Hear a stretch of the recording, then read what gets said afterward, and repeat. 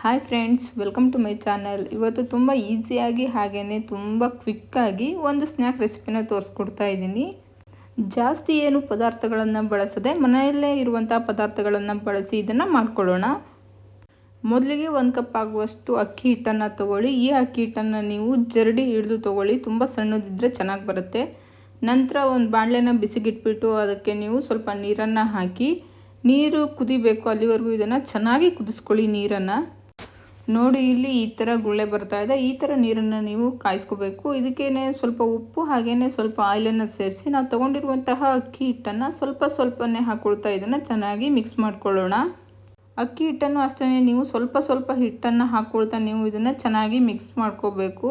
ಎಲ್ಲೂ ಕೂಡ ಇದು ನಮಗೆ ಗಂಟಾಗಬಾರ್ದು, ಹಾಗೆ ಇದನ್ನು ಚೆನ್ನಾಗಿ ಮಿಕ್ಸ್ ಮಾಡ್ಕೋಬೇಕು. ಇದನ್ನು ನೀವು ತುಂಬ ತೆಳುವಾಗಿ ಕೂಡ ಮಾಡ್ಕೋಬೇಡಿ, ಹಾಗೆಯೇ ತುಂಬ ಗಟ್ಟಿಯಾಗಿ ಕೂಡ ಮಾಡ್ಕೋಬೇಡಿ. ನೋಡಿ, ಇಲ್ಲಿ ಈ ಹದಕ್ಕೆ ಬಂದರೆ ಸಾಕು. ಎಷ್ಟು ಚೆನ್ನಾಗಿ ಬಂದಿದೆ ಅಂತ. ಎಲ್ಲೂ ಕೂಡ ನಮಗೆ ತಳ ಹಿಡಿತಾ ಇಲ್ಲ. ಈ ಥರ ಬಂದರೆ ನಮಗೆ ಸ್ನ್ಯಾಕ್ಸ್ ತುಂಬ ಚೆನ್ನಾಗಿ ಬರುತ್ತೆ. ಇದಕ್ಕೆ ಇವಾಗ ನಾವು 1/4 ಟೇಬಲ್ ಸ್ಪೂನ್ ಅಷ್ಟು ಅರಿಶಿನ ಪುಡಿಯನ್ನು ಹಾಕ್ಕೊಳ್ಳೋಣ. ಹಾಗೆಯೇ ನಿಮಗೆ ಖಾರಕ್ಕೆ ಎಷ್ಟು ಬೇಕು ಅಷ್ಟು ನೋಡಿ ನೀವು ಇದಕ್ಕೆ ಚಿಲ್ಲಿ ಪೌಡರನ್ನು ಸೇರಿಸ್ಕೊಳ್ಳಿ. ಗರಂ ಮಸಾಲವನ್ನು ಅಷ್ಟೇ ನೀವು ಸ್ವಲ್ಪ ಗರಂ ಮಸಾಲನ್ನು ಸೇರಿಸ್ಕೊಳ್ಳಿ. ಹಾಗೆಯೇ 1 ಟೇಬಲ್ ಸ್ಪೂನ್ ಆಗುವಷ್ಟು ಅಜ್ವಾನ ಹಾಕ್ಕೊಳ್ಳಿ. ಅಜ್ವಾನ ಹಾಕೋದ್ರಿಂದ ನಮಗೆ ಬಾಯಲ್ಲಿ ಟೇಸ್ಟ್ ತುಂಬ ಚೆನ್ನಾಗಿ ಬರುತ್ತೆ. ಹಾಗೆಯೇ ಇದಕ್ಕೇನೆ 1 ಟೇಬಲ್ ಸ್ಪೂನ್ ಆಗುವಷ್ಟು ಕರಿ ಎಳ್ಳು ಹಾಗೆ ಬಿಳಿ ಎಳ್ಳನ್ನು ಸೇರಿಸ್ಕೊಳ್ಳೋಣ. ಇದನ್ನು ಇವಾಗ ಚೆನ್ನಾಗಿ ನಾದ್ಕೊಳ್ಬೇಕು. ಎಲ್ಲೂ ಕೂಡ ನಮಗೆ ಗಂಟಿರಬಾರ್ದು, ಆ ಥರ ನಾದ್ಕೋಬೇಕು. ಹಾಗೆಯೇ ತುಂಬ ತೆಳುವಾಗೂ ಕೂಡ ನಾದ್ಕೋಬೇಡಿ, ಹಾಗೆ ತುಂಬ ಗಟ್ಟಿಯಾಗಿ ಕೂಡ ಇದನ್ನು ನಾದ್ಕೋಬೇಡಿ. ನೋಡಿ, ಇಲ್ಲಿ ಈ ಹದಕ್ಕೆ ಬಂದರೆ ಸಾಕು. ಕೈಯಲ್ಲಿ ತೊಗೊಂಡಾಗ ನಮಗೆ ಕೈಗೆ ಅಂಟಬಾರ್ದು, ಹಾಗೆಯೇ ಅದು ಉಂಡೆ ಕಟ್ಟೋ ಹದಕ್ಕೆ ಬರಬೇಕು. ಇದನ್ನು ಇವಾಗ ನೀವು ಯಾವ ಆಕಾರಕ್ಕೆ ಬೇಕೋ ಆ ಆಕಾರದಲ್ಲಿ ನೀವು ಇದನ್ನು ರೆಡಿ ಮಾಡಿ ಇಟ್ಕೋಬಹುದು. ನೋಡಿ, ಇಲ್ಲಿ ಈ ಥರ ಬೇಕಾದರೂ ಕೈಯಲ್ಲಿ ಒತ್ತಿ ಮಾಡ್ಕೊಳ್ಳಿ, ಇಲ್ಲ ಅಂದರೆ ಚಪಾತಿ ಥರ ಉದ್ಕೊಂಡು ಇದನ್ನು ನೀವು ಇದಕ್ಕೆ ಇವಾಗ ಯಾವ ಆಕಾರ ಬೇಕೋ ಆ ಆಕಾರದಲ್ಲಿ ಇದನ್ನು ಮಾಡ್ಕೊಳ್ಳಿ. ನೋಡಿ, ಇಲ್ಲಿ ನಾನು ಒಂದು ಬಾಕ್ಸ್ ಮುಚ್ಚಳದಿಂದ ಈ ಥರ ಮಾಡ್ಕೊಳ್ತಾ ಇದ್ದೀನಿ. ಈ ಥರ ಮಾಡ್ಕೊಳ್ಳೋದ್ರಿಂದ ನಮಗೆ ಎಲ್ಲದೂ ಒಂದೇ ಥರ ಚೆನ್ನಾಗಿ ಬರುತ್ತೆ.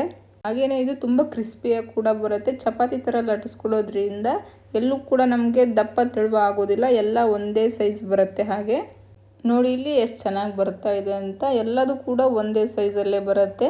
ಇದನ್ನು ಇವಾಗ ಒಂದೊಂದನ್ನೇ ಎತ್ತಿಟ್ಕೊಳ್ಳೋಣ. ಉಳಿದಿರುವಂಥ ಹಿಟ್ಟನ್ನು ಮತ್ತೆ ನಾವು ಉಂಡೆ ಮಾಡ್ಕೊಂಡ್ಬಿಟ್ಟು ಇದೇ ಥರ ಲಟ್ಟಿಸ್ಕೊಂಡು ಮತ್ತೆ ಇದೇ ಥರ ಎತ್ತಿಟ್ಕೊಳ್ಳೋಣ. ನಂತರ ಈ ಕಡೆ ಒಂದು ಬಾಣಲೆನ ಬಿಸಿಗಿಟ್ಬಿಟ್ಟು ಆಯಿಲನ್ನು ಬಿಸಿಗಿಟ್ಕೊಳ್ಳಿ. ಆಯಿಲ್ ತುಂಬ ಬಿಸಿಯಾದ ನಂತರ ಅದಕ್ಕೆ ನಾವು ಇದನ್ನು ಹಾಕ್ಕೋಬೇಕು. ಆಯಿಲ್ ಚೆನ್ನಾಗಿ ಬಿಸಿಯಾಗಿಲ್ಲ ಅಂದರೆ ನಿಮಗೆ ಇದು ಎಣ್ಣೆನ ಇಟ್ಕೊಳ್ಳುತ್ತೆ. ಹಾಗಾಗಿ ಆಯಿಲ್ ತುಂಬ ಚೆನ್ನಾಗಿ ಬಿಸಿ ಮಾಡ್ಕೊಳ್ಳಿ. ನಂತರ ಇದನ್ನು ಒಂದೊಂದು ಎರಡೆರಡು ಹಾಕ್ಕೊಳ್ತಾ ಹೋಗಿ. ಜಾಸ್ತಿ ಹಾಕ್ಕೊಂಬೇಡಿ, ಒಂದೇ ಸರಿ ಅಂಟ್ಕೊಬಿಡುತ್ತೆ. ಒಂದು 4-5 ಹಾಕ್ಕೊಂಡು ಇದನ್ನು ಮಾಡ್ಕೊಳ್ತಾ ಹೋಗಿ. ಆವಾಗ ನಮಗೆ ತುಂಬ ಚೆನ್ನಾಗಿ ಬರುತ್ತೆ. ಹಾಕಿದ ತಕ್ಷಣವೇ ನೀವು ಇದನ್ನು ಉಲ್ಟಾ ಮಾಡೋಕ್ಕೆ ಹೋಗಬೇಡಿ, ಎಲ್ಲ ಒಂದಕ್ಕೊಂದು ಅಂಟ್ಕೊಂಡ್ಬಿಡುತ್ತೆ. ಎಲ್ಲದನ್ನು ಕೂಡ ಸ್ವಲ್ಪ ಬೆಂದ ತಕ್ಷಣ ನಿಧಾನವಾಗಿ ಒಂದೊಂದಾಗಿಯೇ ಇದನ್ನು ಉಲ್ಟಾ ಮಾಡ್ತಾ ಹೋಗಿ. ಎಲ್ಲೋ ಹೊರಗಡೆಯಿಂದ ತಂದು ತಿನ್ನೋಕ್ಕಿಂತ ಮನೆಯಲ್ಲೇ ಇರುವಂತಹ ಪದಾರ್ಥಗಳಿಂದ ಈ ಥರ ಮಾಡಿಕೊಟ್ರೆ ಮಕ್ಕಳು, ಮನೆಯವರು ಎಲ್ಲರೂ ತುಂಬ ಇಷ್ಟಪಟ್ಟು ಕೂಡ ತಿಂತಾರೆ. ಹಾಗಾಗಿ ಈ ಥರ ಒಂದೊಂದು ರೆಸಿಪಿನ ಟ್ರೈ ಮಾಡ್ತಾ ಹೋಗೋಣ. ನೀವು ಇದನ್ನು ಒಂದ್ಸರಿ ಟ್ರೈ ಮಾಡಿ ನೋಡಿ, ತುಂಬ ಚೆನ್ನಾಗಿ ಬರುತ್ತೆ.